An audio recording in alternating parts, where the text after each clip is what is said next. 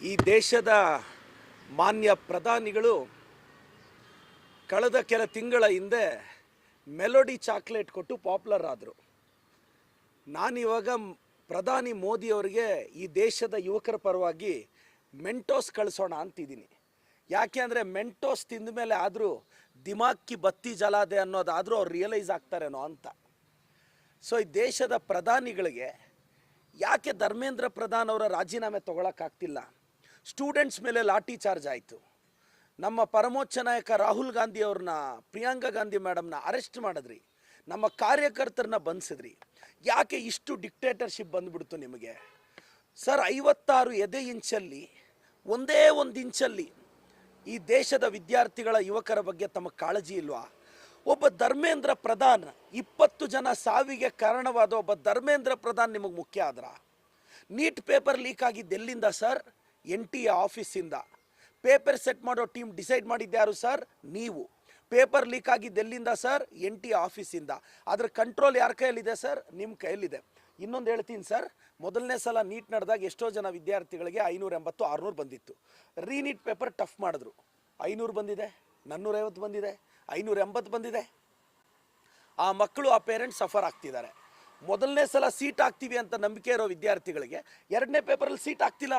ಹಿಂಗೆ ಲಕ್ಷಾಂತರ ಜನ ಸಫರ್ ಆಗ್ತಾರೆ. ಇದಕ್ಕೆ ಧರ್ಮೇಂದ್ರ ಪ್ರಧಾನ್ ಅವರೇ ನೇರ ಹೊಣೆ. ಅವ್ರು ರಾಜೀನಾಮೆ ತಗೊಳ್ಳೋಕ್ಕೇನು? ನೋಡಿ, ಜೆನ್ಸಿಗಳು ಮೋದಿಯವರೇ ನಿಮ್ಮ ವಿರುದ್ಧ ತಿರುಗಿ ಬೀಳ್ತಾ ಇದ್ದಾರೆ. ನಮ್ಮ ಸ್ವಾಭಿಮಾನವನ್ನು ನೀವು ಕೆಣಕ್ತಾ ಇದ್ದೀರಾ. ಇವತ್ತು ಪಕ್ಷಾತೀತವಾಗಿ ಸರ್, ನೀವು 2014ನಲ್ಲಿ ಪ್ರಧಾನಮಂತ್ರಿಗೆ ಕ್ಲೈಮ್ ಮಾಡಿದಾಗ ಸಾಮಾಜಿಕ ಜಾಲತಾಣದಲ್ಲಿ ನಿಮ್ಮ ಬಗ್ಗೆ ಒಂದು ನರೇಟಿವ್ ಸೆಟ್ ಆಯ್ತಲ್ಲ ಸರ್. ನಿಮ್ಮ ಅಂಧ ಭಕ್ತರು, ಅವರು ಫ್ಯಾಮಿಲಿ ಮಕ್ಕಳು ಕೂಡ ಸಫರ್ ಆಗಿದ್ದಾರೆ ಸರ್. ನಿಮ್ಮ ಅಂಧ ಭಕ್ತರು ಅವರು ಸಫರ್ ಆಗಿದ್ದಾರೆ ಸರ್. ಏನು ಮೋದಿಯವ್ರ ಬಗ್ಗೆ ಪುಂಖಾನುಪುಂಖವಾಗಿ ಆ ರೀಲ್ ಬಿಡ್ತಕ್ಕಂಥ ಚಕ್ರವರ್ತಿ, ತೇಜಸ್ವಿ ಸೂರ್ಯ, ಅಡ್ರೆಸ್ ಇಲ್ಲ ಅಲ್ಲ ಗುರು? ನೀವು ಅಡ್ರೆಸ್ಸೇ ಇಲ್ಲ. ಏನು ಮಾಡೋದು? ತೇಜಸ್ವಿ ಸೂರ್ಯ ಅವ್ರ ಅಡ್ರೆಸ್ ಇಲ್ಲ. ಕಾಳಜಿ ಇಲ್ವಾ ಸರ್ ನಿಮಗೆ? ತೇಜಸ್ವಿ ಸೂರ್ಯ ಅವರೇ, ಕಾಮನ್ ಸೆನ್ಸ್ ಇಲ್ವಾ? ನೀವು MP ರೀ. 20 ಜನ ವಿದ್ಯಾರ್ಥಿಗಳು ಸತ್ತೋಗಿದಾರ್ರೀ. ರಾಜ್ಯದ ಅನೇಕ ಮಕ್ಕಳು ನೀಟಿಂದ ಸಫರ್ ಆಗಿದಾರ್ರೀ. ಯಾಕ್ರಿ ಬಾಯಿ ಮುಚ್ಕೊಂಡಿದ್ದೀರಾ? ಕ್ಲೋಸ್ಡ್ ಮೀಟಿಂಗಲ್ಲಿ ದೇಶದ ಪ್ರಧಾನಿಗಳು ಹೇಳ್ತಾರಂತೆ, ಪೇಪರ್ ಲೀಕು ಎಲ್ಲರ ರೆಸ್ಪಾನ್ಸಿಬಿಲಿಟಿ. ಏನು ಸರ್, ಎಲ್ಲ NTA ಆಫೀಸ್ಗೆ ಹೋಗಿ ಪೇಪರ್ ಎತ್ತಾಕೊಂಡು ಬಂದಿದ್ರು, ಎಲ್ಲರನ್ನೂ ಜವಾಬ್ದಾರಿ ಮಾಡೋಕ್ಕೆ.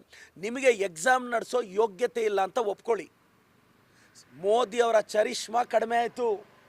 ಮೋದಿ ಅವರ ಡೌನ್ಫಾಲ್ ಸ್ಟಾರ್ಟ್ ಆಯಿತು. BJP ಅವರ ಡೌನ್ಫಾಲ್ ಸ್ಟಾರ್ಟ್ ಆಯಿತು. ಅಶೋಕಣ್ಣ, ನೀಟ್ ಬಗ್ಗೆ ನಾವು ಸ್ಟ್ರೈಕ್ ಮಾಡ್ತಿದ್ರೆ ನೀನೇನಣ್ಣ ನಮ್ಮ ಪಾರ್ಟಿ ಮೇಲೆ ಸ್ಟ್ರೈಕ್ ಮಾಡ್ತೀಯಾ? ಮೊಟ್ಟೆ ಹೊಡಿತೀರಣ್ಣ ನೀವು. ನೀವು ಫಸ್ಟ್ ಮೊಟ್ಟೆ ಹೊಡೆದಿದ್ದು ನಮ್ಮ ಕಾರ್ಯಕರ್ತರ ಮೇಲೆ. ಸರ್, BJP ಅವ್ರ ಸಂಸ್ಕೃತಿ ಚಪ್ಪಲಿ ಬಿಸಾಕೋದು. ಆ ಚಪ್ಪಲಿ ಬಿಸಾಕೋ ಸಂಸ್ಕೃತಿ ನಮ್ಮ ಮೇಲೆ ತೋರಿಸಿದ್ದಾರೆ. ದಾವಣಗೆರೆಯಲ್ಲಿ ಚಪ್ಪಲಿ ಬಿಸಾಕಿದ್ರು, ಚಿಕ್ಕಬಳ್ಳಾಪುರಕ್ಕೆ ಬಂದು ಚಪ್ಪಲಿ ಬಿಸಾಕಿದ್ರು, ಪರ್ಕೆ ಬಿಸಾಕಿದ್ರು, ಮೊಟ್ಟೆ ಬಿಸಾಕಿದ್ರು. ಅಶೋಕಣ್ಣ, ವಿದ್ಯಾರ್ಥಿಗಳ ಪರವಾಗಿ ಧ್ವನಿ ಎತ್ತೋಣ. ಎಲ್ಲದರಲ್ಲೂ ರಾಜಕೀಯನ. ಆ ಛಲವಾದಿ ನಾರಾಯಣ ಸ್ವಾಮಿಗೆ ಏನಾಗಿದೆ ಸರ್? ಕೋತಿ ಥರ ಆಡ್ತೀರಲ್ಲ ಸರ್ ನೀವು, ವಿರೋಧ ಪಕ್ಷದ ನಾಯಕರು. ನಾನು ಅಶೋಕಣ್ಣನ ಛಲವಾದಿನ ಹೇಳ್ತೀನಿ ಸರ್. ವಿದ್ಯಾರ್ಥಿಗಳ ಭವಿಷ್ಯ ಇದು.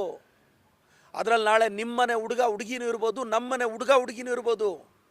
ನಾಳೆ ನಿಮ್ಮ ಮಕ್ಕಳು, ನಿಮ್ಮ ಮೊಮ್ಮಕ್ಕಳು 10th PUC ಓದ್ತಿದ್ರೆ ಅವರು ನೀಟ್ ಬರೀತಾರೆ. ಇದರಲ್ಲಿ ಯಾಕೆ ಸರ್ ರಾಜಕೀಯ ಮಾಡ್ತೀರಾ?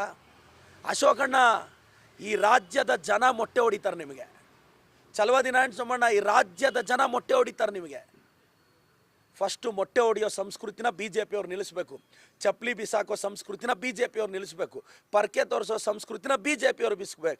ನೀವೇನಾದರೂ ಪದೇ ಪದೇ BJP ಅವರು ಚಪ್ಪಲಿ ಪರ್ಕೆ ಅಂತ ಉಳಿಸಿದ್ರೆ ರಾಜ್ಯದ ಜನ ನಮ್ಮನ್ನು ಅದೇ ಪರ್ಕೆಯಲ್ಲಿ ಗುಡಿಸ್ಬಿಡ್ತಾರೆ.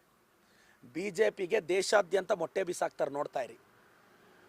ಮೋದಿಯವರು ಅವ್ರ ಚರಿಷ್ಮಾನ ಕಳ್ಕೊಂಡು ಒಬ್ಬ ವ್ಯಕ್ತಿಗೋಸ್ಕರ ದೇಶದ ಭವಿಷ್ಯವನ್ನು ಹಾಳು ಮಾಡ್ತಿದ್ದಾರೆ. ನಾನು ಡೆಲ್ಲಿಯಲ್ಲಿ ನಡೀತಾ ಇರೋ ಘಟನೆ ಏನಿದೆ, ವಿದ್ಯಾರ್ಥಿಗಳ ಮೇಲೆ ಲಾಠಿ ಚಾರ್ಜ್ನ ನಾನು ಖಂಡಿಸ್ತಾ ಇದ್ದೀನಿ. ನಾಲಾಯಕಗಳು ಈ ರಾಜ್ಯದ ವಿರೋಧ ಪಕ್ಷದ ನಾಯಕರಾದರೆ, ಛಲವಾದಿ ನಾರಾಯಣ ಸ್ವಾಮಿ ಅಂತಹ ನಾಲಾಯಕು, R ಅಶೋಕ್ ಅಂತ ನಾಲಾಯಕಗಳು ವಿರೋಧ ಪಕ್ಷದಲ್ಲಿ ಕೂತ್ಕೊಂಡ್ರೆ ಹಿಂಗೆ ಆಗೋದು ರಾಜ್ಯ. ನೀಟ್ ಬಗ್ಗೆ ಪ್ರಶ್ನೆ ಮಾಡೋಕ್ಕೆ ದಮ್ ಇದೆಯನ್ರಿ ನಿಮಗೆ? ಪ್ರಹ್ಲಾದ್ ಜೋಶಿ ಅವರು ಏನು ಮಾಡ್ತಿದ್ದೀರಾ ನೀವು? ಬಾಯಿ ಬಡ್ಕೊತೀರಾ? ಶೋಭಕ್ಕ, ಯಾಕಕ್ಕ ಸೈಲೆಂಟ್ ಆಗಿದೆಯಾ? 20 ಜನ ಸತ್ತೋಗಿದ್ದಾರೆ ಶೋಭಕ್ಕ. ಬಾಯಿ ತೆಗಿ ಶೋಭಕ್ಕ. ಪ್ರಹ್ಲಾದ್ ಜೋಶಿ ಸಾಹೇಬ್ರೆ, ನಿಮ್ಮ ಮೊಮ್ಮಕ್ಕಳ ಜೊತೆ ಆಟ ಆಡ್ಕೊಂಡು ವೀಡಿಯೋ ಹಾಕ್ತೀರಾ? ನಿಮ್ಮ ಮಕ್ಕಳು ಮೊಮ್ಮಕ್ಕಳೇನಾ? ಬೇರೆಯವ್ರ ಮಕ್ಕಳಿಗೆ ಫ್ಯೂಚರ್ ಇಲ್ವಾ ಸರ್? ಪ್ರಹ್ಲಾದ್ ಜೋಶಿ ಸಾಹೇಬ್ರೆ, ಶೋಭಕ್ ಅವರೇ, ರಾಘವೇಂದ್ರಣ್ಣ, ಶಿವಮೊಗ್ಗನ ರೂಲ್ ಮಾಡ್ತಿದ್ದೀರಲ್ಲ, ಎಲ್ಲಿದೆಯಾ ರಾಘವೇಂದ್ರಣ್ಣ? ವಿಜೇಂದ್ರಣ್ಣ, ಎಲ್ಲರ ಮಕ್ಕಳು ಚೋಟಾ ಸಿಗ್ನೇಚರ್ ಹಾಕಿ ಆಸ್ತಿ ಮಾಡೋಕ್ಕಾಗಲ್ಲ ಅಣ್ಣ, ಓದ್ಕೊಳ್ಳೇಬೇಕು ವಿಜೇಂದ್ರಣ್ಣ. ಎಲ್ಲಿದ್ರು? ನಮ್ಮ ತುಂಬ 6 ಅಡಿಯ ಕಟ್ಔಟ್ ರವಿಕುಮಾರಣ್ಣ, ಎಲ್ಲಿದ್ದೀರಾ? ಬಾಯಿ ಬಿಚ್ಚಿ BJPಯವರು ನೀಟ್ ಬಗ್ಗೆ ಮಾತಾಡಿ, ನಿಮಗೆ ಯೋಗ್ಯತೆ ಇದ್ದರೆ ಮಾತಾಡಿ. ನಾನು ಇವತ್ತು ಹೇಳ್ತಾ ಇದ್ದೀನಿ, ಆರ್ ಅಶೋಕಣ್ಣ, ಚಲವಾದಿ ನಾರಾಯಣ ಸೋಮಣ್ಣನ ನೀಟ್ ವಿಚಾರದ ಬಗ್ಗೆ ನಾನು ಡಿಬೇಟ್ಗೆ ಆಹ್ವಾನಿಸ್ತಾ ಇದ್ದೀನಿ. ನೀಟ್ ವಿದ್ಯಾರ್ಥಿ ನೋಡಿ, ರಾಜ್ಯದ ವಿದ್ಯಾರ್ಥಿಗಳು ರಿಕ್ವೆಸ್ಟ್ ಮಾಡ್ತೀನಿ, ಬನ್ನಿ, ಮೋದಿಯವ್ರ ಅಪಾಯಿಂಟ್ಮೆಂಟ್ ನಮಗಂತೂ ಸಿಗಲ್ಲ, ಅಮಿತ್ ಶಾ ಅವ್ರ ಅಪಾಯಿಂಟ್ಮೆಂಟ್ ನಮಗಂತೂ ಸಿಗಲ್ಲ. ಅಶೋಕಣ್ಣ, ನೀಟ್ ವಿದ್ಯಾರ್ಥಿಗಳ ಬಾಧೆಯನ್ನು ನಾನು ನಿಮಗೆ ಹೇಳ್ತೀನಿ, ನೀವು ಎತ್ಕೊಂಡೋಗಿ ಜೀ ಉಜೂರ್ ಅಂತ ಹೇಳಿ ಬಂದುಬಿಡಿ. ಇವತ್ತು ಮೋದಿ ಅವರು ಟ್ವೀಟ್ ಮಾಡಿದ್ದಾರೆ, ಫಾಸ್ಟ್ ಟ್ರ್ಯಾಕ್ ಕೋರ್ಟ್ ಮಾಡಿ ವಿದ್ಯಾರ್ಥಿಗಳಿಗೆ ನ್ಯಾಯ ಕೊಡಿಸ್ತೀವಿ ಅಂತ ಹೇಳ್ತಾ ಇದ್ದಾರೆ. ಸರ್, ಇವ್ರು ಫಾಸ್ಟ್ ಟ್ರ್ಯಾಕ್ ಕೊಡೋದು ಯಾರು? ಅರೆಸ್ಟ್ ಆಗಿರೋರು 4-5 ಜನಕ್ಕೆ ಕೋರ್ಟ್. ಇವ್ರು ಫಾಸ್ಟ್ ಟ್ರ್ಯಾಕ್ ಕೋರ್ಟ್ ಮಾಡಿದ್ರೆ 6 ತಿಂಗಳಿಗೆ ಬೀಳೋ ಶಿಕ್ಷೆ 3 ತಿಂಗಳಿಗೆ ಬೀಳುತ್ತೆ. ಪ್ರಶ್ನೆ ಅದಲ್ಲ. ಇನ್ನು ಮುಂದೆ ನಡೆಯೋ ನೀಟ್ ಪರೀಕ್ಷೆ ನೀವು ಹೆಂಗೆ ನಡೆಸ್ತೀರಾ? 20 ಜನ ಮಕ್ಕಳು ಸತ್ತೋಗಿದ್ದಾರೆ, ಆ ಕುಟುಂಬಕ್ಕೆ ದಾರಿ ಯಾರು? ಮೋದಿಯವ್ರೇನ್ರಿ ಅರೆಸ್ಟ್ ಆಗಿರೋರ್ಗೆ ಜಸ್ಟಿಸ್ ಕೊಡೋದು? ಕೋರ್ಟ್ ಕೊಡುತ್ತೆ. ಮೋದಿಯವ್ರು ಟ್ವೀಟ್ ಮಾಡೇ ಕೊಡಿಸ್ಬೇಕಾ ಏನು? ಜುಡಿಷಿಯರಿ ಇಂಡಿಪೆಂಡೆಂಟಾಗಿ ಕೆಲಸ ಮಾಡ್ತಿದೆ. ನಾನು ಹೇಳ್ತಾ ಇರೋದು, 20 ಜನ ಸತ್ತೋಗಿದಾರಲ್ಲ, ಆ ಮಕ್ಕಳು ಫ್ಯಾಮಿಲಿಗೆ ತಾವೇನು ಮಾಡ್ತೀರಾ? ಧರ್ಮೇಂದ್ರ ಪ್ರಧಾನ್ ಅವ್ರ ರಾಜೀನಾಮೆ ಯಾವಾಗ ಕೊಡ್ತೀರಾ? ಮುಂದಿನ ವರ್ಷದಿಂದ ನೀವು ನೀಟ್ ಪರೀಕ್ಷೆ ಹೆಂಗೆ ನಡೆಸ್ತೀರಾ? ವೆದರ್ ಆನ್ಲೈನಾ ಆಫ್ಲೈನಾ, ಯಾವ ಥರ ನಡೆಸ್ತೀರಾ? ಸ್ಪಷ್ಟೀಕರಣ ಕೊಡಿ. ಆ ಧರ್ಮೇಂದ್ರ ಪ್ರಧಾನ್ ಯಾರು ಸರ್ ನಿಮಗೆ ನಾಮಕರಣ ಮಾಡಿದವನು? ಅವ್ರ ಹೆಸರು ಕೊಡಿ ಸರ್, ಅವ್ರನ್ನ ಬೈತೀನಿ ನಾನು. ಧರ್ಮೇಂದ್ರ ಪ್ರಧಾನಲ್ಲಿ ಧರ್ಮ ಅಂತ ಯಾರು ಸರ್ ಇಟ್ಟಿದ್ದು?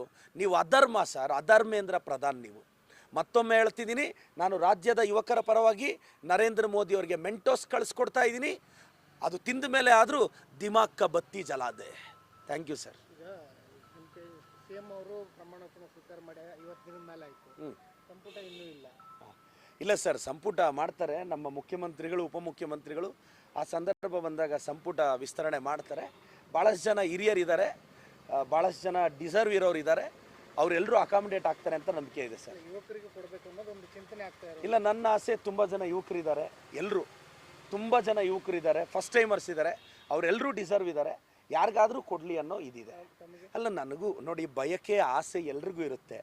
ಕೊಟ್ಟರು ಸಂತೋಷ, ಕೊಡದೇ ಇದ್ದರೂ ಸಂತೋಷ. ಕೊಟ್ಟರೆ ಜವಾಬ್ದಾರಿ ಹೆಚ್ಚಾಗಿದೆ ಅನ್ಕೊತೀನಿ, ಕೊಡದೇ ಇದ್ದರೆ ಇನ್ನೂ ಕಲಿಯೋದಿದೆ ಅಂತ ಭಾವಿಸ್ತೀನಿ. ನನಗೆ ಪಕ್ಷ ಸಿದ್ಧಾಂತ, ನಾನು ಕಾಂಗ್ರೆಸ್ ಪಕ್ಷದ ಐಡಿಯಾಲಜಿ ನಂಬ್ಕೊಂಡು ನೋಡಿ, ನಾನು ಡೆಲ್ಲಿಗೆ ಹೋಗಿಲ್ಲ, ನಾನು ಲಾಬಿ ಮಾಡಿಲ್ಲ. ಓಕೆ, ನನಗೊಂದು ನಂಬಿಕೆ ಇದೆ, ಕೊಟ್ಟರೆ ವೆಲ್ ಆ್ಯಂಡ್ ಗುಡ್. ಇಲ್ಲ ಅಂದರೆ ಪಕ್ಷ ಸಂಘಟನೆ ಮಾಡ್ತೀನಿ. ನಾನು ಮತ್ತೊಮ್ಮೆ ಪುನರುಚ್ಚರಿಸ್ತಾ ಇದ್ದೀನಿ, ನಾನು KPCC ಕಾಂಗ್ರೆಸ್ ಐಡಿಯಾಲಜಿ ನಂಬ್ಕೊಂಡು ಬಂದವನು. ನಾನು ಕಾಂಗ್ರೆಸ್ ಪಕ್ಷದಲ್ಲಿ ಕಸ ಗುಡ್ಸೋಕ್ಕೂ ರೆಡಿ. ಜೈ ಕಾಂಗ್ರೆಸ್. Thank you sir.